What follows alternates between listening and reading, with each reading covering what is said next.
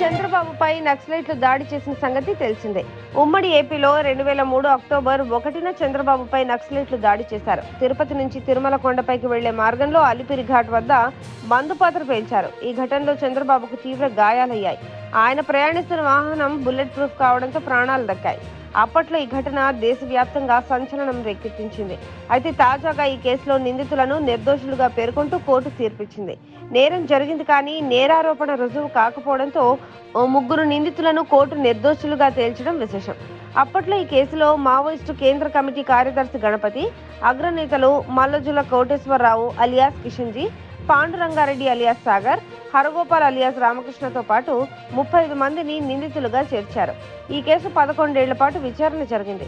Rammohan Reddy, Narasimha Reddy, మాలచంద్రులను court దోషులుగా నిర్ధారించింది.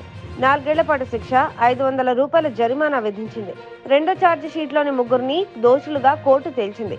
కాగా తాజాగా తిరుపతి జిల్లా కోర్టు ఈ కేసు విచారణను చేపట్టింది.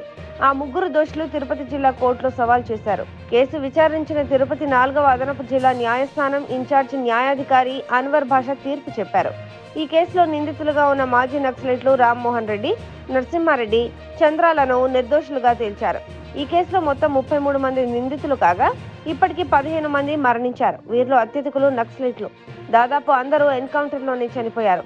6గురిపై కేసు కొట్టివేయగా శిక్ష పడిన 2 హైకోర్టుకు అప్పీల్కు వెళ్లారు. మరో 10 మంది నిందితులను పోలీసులు ఇప్పటిదాకా అరెస్ట్ చేయలేకపోయారు.